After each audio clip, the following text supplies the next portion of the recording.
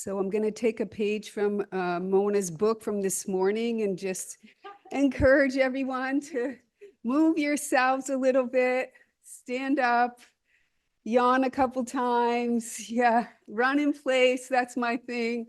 It probably does nothing for me, but it's very psychologically reinforcing to run in place. You can leave. So thank you, and you're free to move around or stay standing. I'm really fine with that. Oh, good, Dr. Adelman. Get that right out. Yeah, we need some next time. I'm going to put music on the first slide. So this talk is about optimizing coaching. So it's not going to be a definitive talk about coaching. Yesterday, we really talked some about the NIATEX model itself. Very quickly, we went through the whole model. And two of the elements of the model that I pulled out were coaching and the nominal group technique as being very fundamental from our peer-reviewed perspective in the NIATEX community as techniques that really work, if you will, in terms of real-world implementation strategies. So I'm going to talk a little bit about coaching just now, the evidence. Why do I say that coaching is really an important tool? And then drill down a little bit on definitions of phases of coaching and some of the tools that we have employed as a group of NIATEX coaches and that I'm happy to share with you all. And I like to start this talk on coaching with a return to social psychology. Remember, the roots of NIATEX are really fundamentally in social psychology and engineering, as well as in the more clinical aspects of understanding and proliferating evidence-based practices. But one quote I really like, and it goes very much along actually with the lecture that Denise just gave: we cannot change the way the world is, but by opening ourselves to the world as it is, we may find that gentleness, decency, and bravery are available, not only to us, but to all human beings, right? And this, for me, it wakes up the social psychologist in me, but also it's a set of ideas about good intentions, right? People really do the best they can. There is literally no such thing as bad data. There are no bad people. We just are where we are. And we just have to proceed from that point as a fundamental starting place each and every time, right? And this really comes from the work of Margaret Wheatley, Meg Wheatley, with whom I've studied a number of times. I find her a very interesting an inspirational person. She's very world known as an industrial psychologist and a leadership thinker. She's kind of really moved into Buddhist practice and left the kind of, the corporate world behind, if you will. But she uses this tool, and I will freely share it with you. At the bottom, you can see the attribution, use freely. This is directly from Margaret Wheatley. And this is a way that I use to get myself in the mindset of working with a group of people, of bringing my best self to a situation, and to really understand what I brought through the door today. What did I bring through the door today, right? We talked about this a little bit yesterday. This is going on for everyone all of the time. And this is not an exercise that we do together. It's just a self-reflection. How present and undistracted am I when I'm trying to work with another group? Am I here, right? How present and undistracted am I? How open and curious do I feel? We're talking about the co-production of knowledge. Can I hear other people? How brave do I feel to inquire, take risks, put weird ideas out there? How much do I feel able to contribute to others? Right? And how willing am I to support their learning as well as my own? So really built on ideas of mutuality, which I think as professionals and researchers, sometimes it's hard to remember, right? What is the mutual relationship that needs to develop between people in groups in order for there to be true positive momentum? And I just bring us back to this. Why are we even doing this? The no-do gap is still 17 years. Implementation science is around 20 years old, give or take, maybe a little bit longer than that. So we're still trying to figure it out, like how to really move from where we are with the knowledge that we have to proliferation of that knowledge into the things that we actually do, right? So we know what the things are. How to get the things to the people who need them is not necessarily an easy task. This is about 2 decades old. These data, they come from industrial psychologists and others really thinking about evidence-based implementation. And what they say here is that using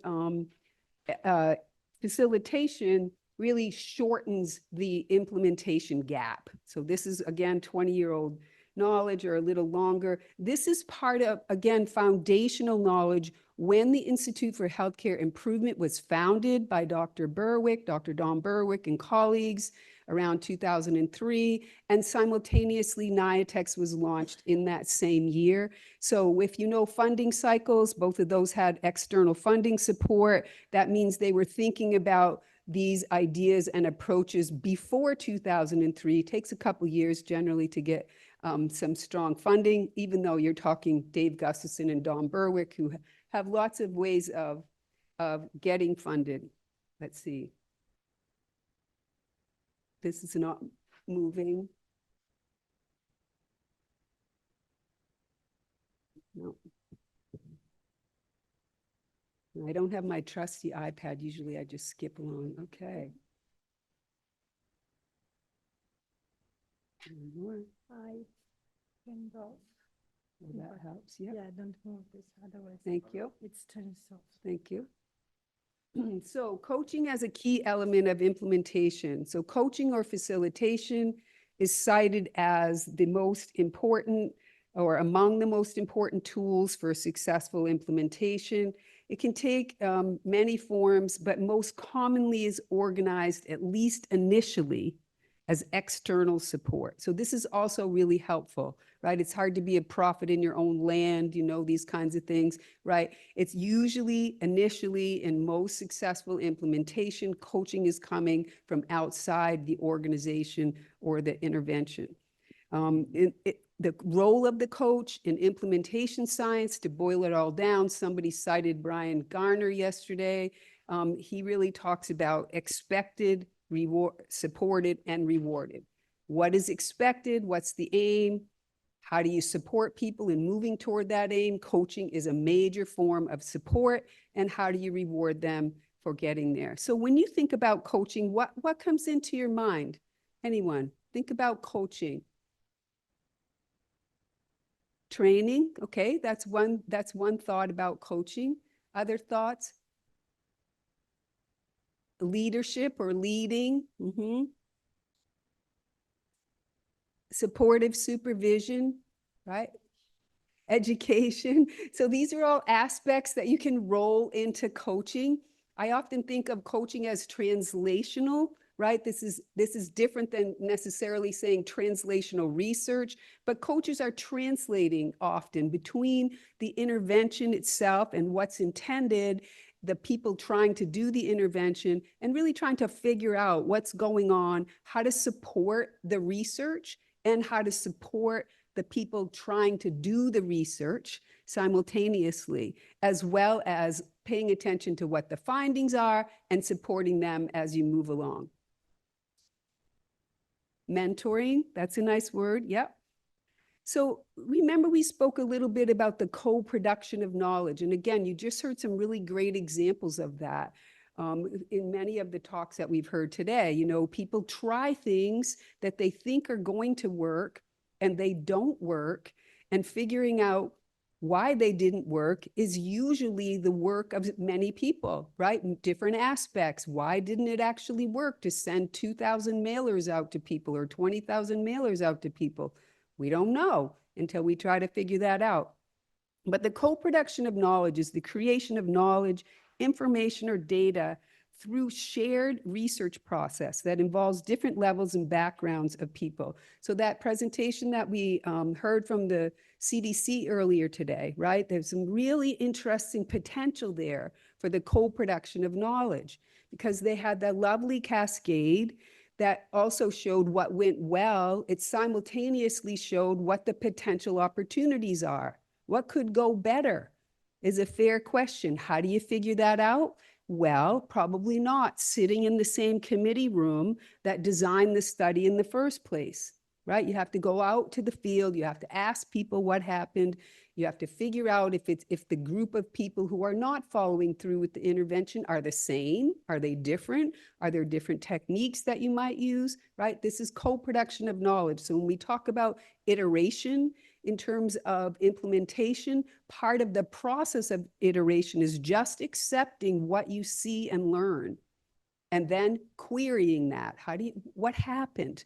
How can we change that, right? So there's no bad outcomes or good outcomes, frankly. They're just outcomes. And then you move from that point and take the next step. So when we think about co-production of knowledge by coaches and teams, what is the role of the coach? Coaching is context-based, it's pluralistic, goal-oriented, and interactive. So coaches are doing this all at the same time. You may have, and I do have often when I'm a coach, a real interest in promoting the particular outcome that I hope this study is going to result in. I believe in that outcome, right? But at the same time, I have to pay attention to really learning about the context from the people that I'm working with and changing my ideas about what the context is. And because they're telling me something that I don't necessarily know, has to be pluralistic. And what we mean by pluralism is really different interest groups are involved, and that there's some kind of synergy that develops between the goals of these interest groups. Has to be goal-oriented. Never take your eye off the aim. It's so easy to take your eye off the aim, right? Because there's so much else going on. And interactive. And then elements of working with a co-production approach as a coach, you have to stay grounded. Why do I introduce Meg Wheatley? It's really hard sometimes to stay grounded. You have to think about equality in the group, among the group that you're trying to work on behalf of. You have to think about diversity, accessibility, and reciprocity. So when we looked at NIATEC's learning collaboratives at about the 10-year mark, this actually started in 2009, we did a cluster randomized trial. I was one of the faculty. We worked across 5 states in the United States with 50 organizations in each state. We actually ended up with 51 in one state. So we had 201 organizations, and we used this data to look at a lot of efficacy ideas that we had about NIATECs. But one of the key conclusions is that coaching and the combination of collaborative components were about equally effective in achieving the study aims. But coaching was substantially more cost effective. So several people have brought that up today. You know, if you have to choose, how do you choose? How do you do cost benefit analysis? So what we learned was that coaching, if you had to use something all by itself, coaching was the most cost-effective approach, right? To move toward the aims that we had. Following on a 2019 systematic review of successful facilitation strategies. This is change facilitation strategies used in the implementation of innovations in healthcare practice. Found that that the following attributes of goal setting, assessing progress and outcomes, and providing tools and resources is really the major components of successful facilitation or coaching strategies. And then last year, we published a paper, Opening the Black Box of Organizational Coaching for Implementation. This comes out of the University of Wisconsin group, which is where Dave Gustafson actually is. And these are his, we have inherited, if you will, his work. And this is what we learned, right? So this is the NIATEC's coaching model, and I'll be drilling down into this model here for the next 20 minutes or so. So you can see that coaching, as we looked at our 20 years of experience using coaching and the evidence that we built, we learned that coaching seems to work in 3 phases. And phase number 1 is building relationships. So people have talked about that today in various conversations. Phase number 2 is building capacity. And phase number 3 is building sustainability, right? So building relationships, building capacity, and building sustainability. Something that I think is really interesting is that this is non-linear, right? Coaching is a process that really you have to be nimble enough to move back and forth between the different phases and tools of coaching for all kinds of reasons. But one of the reasons I've come to believe is that I work a lot in the substance use and mental health care space. Over the last 10 years or so, also in the space of the intersection between substance use and infectious diseases such as HIV. These are often under-resourced healthcare settings, right? They're under-resourced settings. And what happens in under-resourced settings? You often have staff turnover. You have more staff turnover than you might in a more highly resourced setting, right? You often have staff that are kind of overburdened because there aren't enough of them. Again, this is relative to an under-resourced setting that, it's just generally true across the world when you talk about this. So that means your change team might be having different members. It may be that they don't have enough time to actually do what they might like to do, right? So as a coach, you have to be aware of these kinds of things. So in the building relationship phase, and as I said, I'll drill down on a little bit of these things. In the building relationship phase, we use tools. We have to recognize when people need to be returned to the tools, right? Building capacity means you can step out as a coach. There's not going to be any such thing as a lifetime coaching engagement, right? You just don't get to do that. So you want to help people do this without you. And that's all about building capacity. And then building sustainability is so that we can maintain the gains. Overarching this whole thing is encouragement and positive reinforcement. This is all about constructive thinking with people who may not have other opportunities to actually engage in constructive thinking. And it's about troubleshooting, right? So when we talk about building relationships, here's some simple ways of doing this. Introduce yourself, right? And when you introduce yourself, it's not really about your name, right? There's Kimberly Crenshaw, who's a person I admire very much. She's an American civil rights activist, an attorney. She's currently at UCLA. She really wrote a lot of the theory on intersectionality, for example. She thinks about location, right? And what she means by that is really, what are the overlapping social identities that you bring into the space that you're in? So for me, it might be I have an identity as a mother. I have an identity as a grandmother, right? In this room, perhaps I have an identity as a teacher. I'm teaching something that perhaps I think you don't know already, right? And in a different space, you might identify by your ethnicity, by your age. But her idea is that those things are all at play all of the time. So as a coach, if you introduce yourself in that way, right? Hello, I'm Lynn Madden. I'm an assistant professor at Yale University. I run a large substance use treatment organization. I have 5 children and 12 grandchildren, and I really like to garden, right? That's a whole different way of thinking about other people than you may really get from another kind of more formal way of introducing yourself. So think about location. And along with location is what you bring through the door with you in those identities, right? I'm very mothery. I mother all the people around me all the time.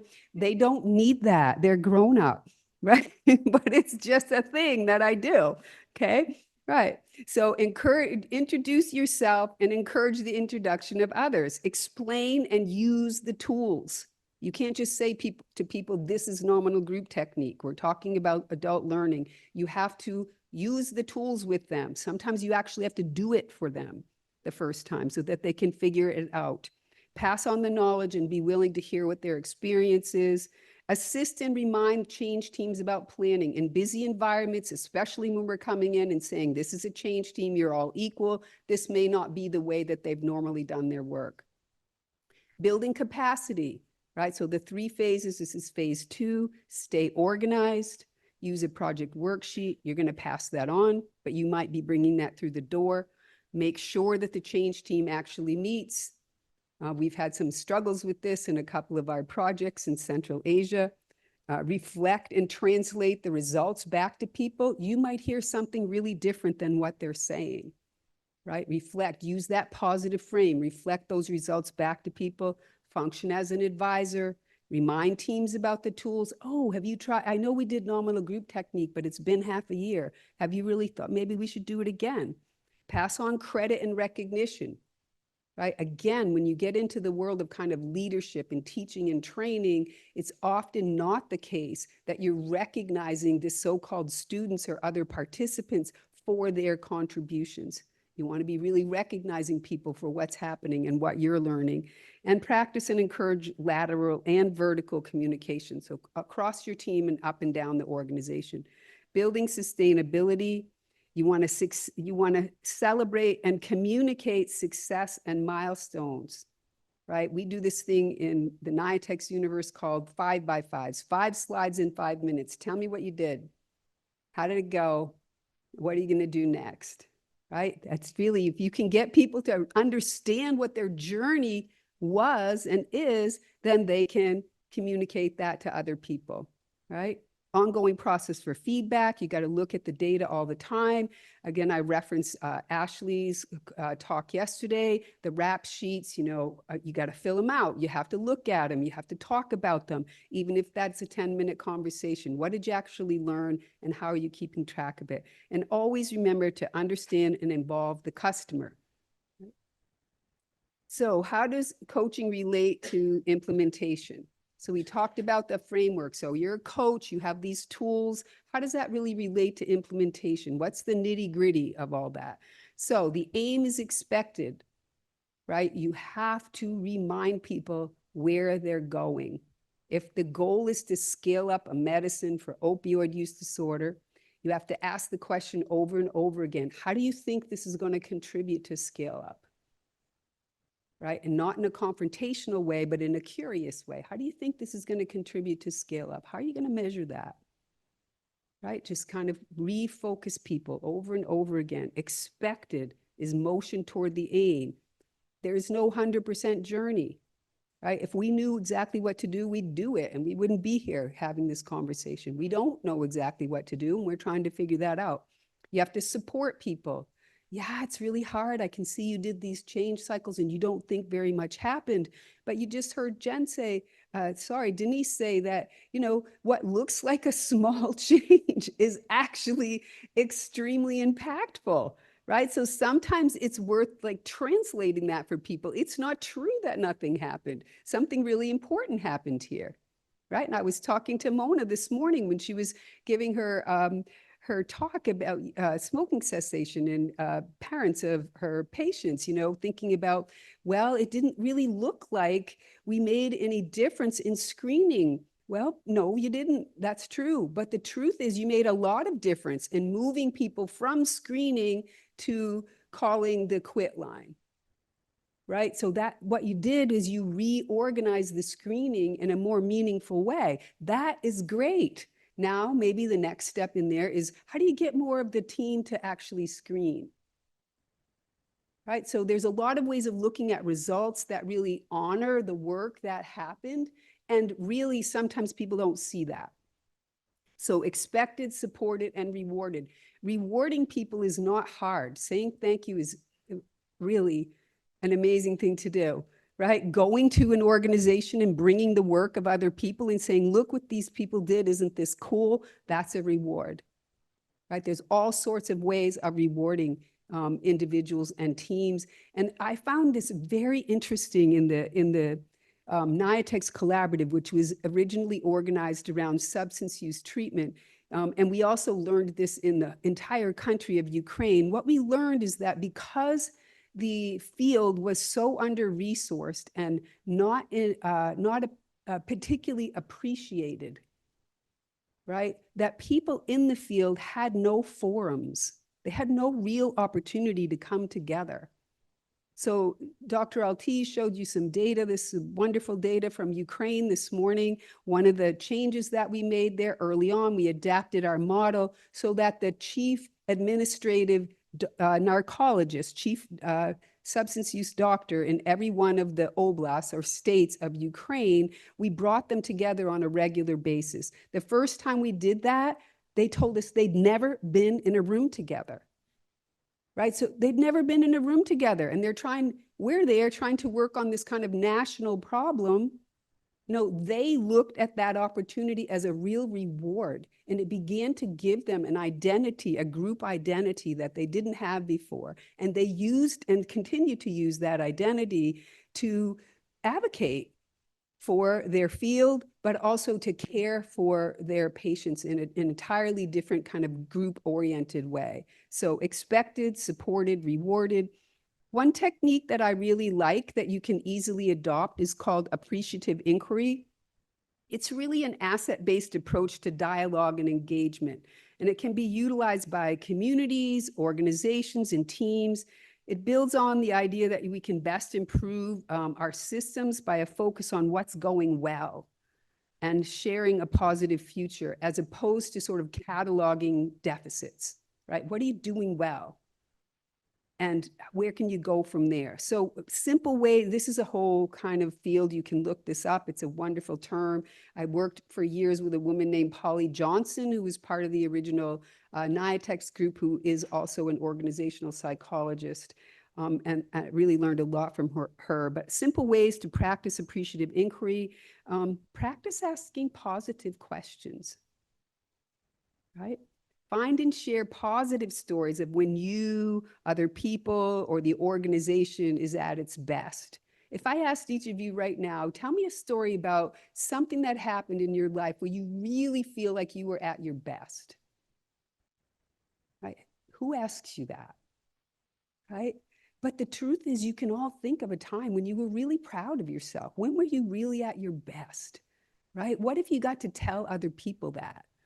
Right? It's a really nice way, and you can do this in practice groups, as a practice group of cardiologists. If you sit down with a group of people and say, what happened that's really great about this practice? Give me an example of when you feel like you were doing really, really well. Right? They'll tell you, people will come up with things. And then you can practice playing different roles and inspiring others to become champions of positive questions. One way to do this is actually to listen to somebody's story about when they were at their best and then tell the story to someone else. Right? I heard Jen say that this wonderful thing about when she was at her best, this happened. And you turn to the next person and say, well, Jen said that, right? So now you're translating between somebody's feeling about themselves to another person who may not know her either, right? So practicing appreciative inquiry or positive framing, these are simple things you can do at the beginning of a meeting. You don't necessarily want to do them all the time at the same time, but they're really helpful. Relationship building techniques, ask people questions. What's going well for you? Right? This is, again, a Dave Gustafson thing. Who hates Likert scales, by the way? He says, if you have a 5-point Likert scale, it's always going to be 4 something, right? And then it's like, you don't learn anything, right? Like, what's going well for you? So then you have to kind of look at these data thematically, but we do this with our patients all the time now. I just leave papers in front of the nursing station or whatever, fill out this paper. What's going well for you? What could be going better? What's it really like to be you? So this is a substance use treatment clinic. What's it really like to be you? I've had people write things like, it's Thursday and I'm really glad. Like, I didn't even know what day it was before now. Right? I mean, that kind of thing. What's it really like to be you is a really important question when you're trying to implement something that's going to have an outcome on the person of whom you're asking the question. Right? So these are things you can do in aggregate. The power of why, why did that happen? Right? That's what I want to talk to the CDC guy about. What do you think happened? Right? How? You tell me where your opportunities are. Had that beautiful flow chart. Now, I love flow charts. You guys are going to learn about this on Friday if you choose to do that. I love flow charts. Flow charts are great. They also represent they're a visual of how complex a process is. This was a flow chart of people in hospital. This is the most controlled setting. right? People in a hospital trying to get them to hepatitis care. So many opportunities there, right? What do you think happened? Use approaches like nominal group technique to capture the learning of conversations like that. So you could put a whole group together and ask that same question. What do you think happened, right? Or what gets in the way of people you've identified as positive for HCV of actually linking to care? What gets in the way of that, right? That's a technique that you can use. We'll talk about tomorrow, Dr. Altiz and I. And then building capacity, you got to stay on track. So easy to skip meetings. Just make them short and fun. People will come, right? Capture progress. You got to use a form. You have to turn it over to somebody on the team. Don't be the form keeper forever if you're the coach, right? They need to learn to do that. And then create positive momentum. Try not to let the team get stuck in the idea of this is how it is. There's always something else that you can do, right? So other tools when we're thinking about building capacity, remember to ask yourself, focus on the aim. What are you really trying to accomplish if you get stuck? How will you know if a change is an improvement? What changes can you actually test, right? This is a way to bring people back, remind them that what they're doing are actually PDSAs informed by their own data. Okay, so that didn't work. What's the plan now? Right? What are you going to do next? What's the pivot? Right? And this can work in big data situations. It can work in small data situations. As you just heard Denise say, we hardly ever get the results that we think we're going to, right? The hypothesis hardly ever holds up. What are you going to do now? Right? What's the plan? And then what happens when you execute the plan? What's your next action step going to be?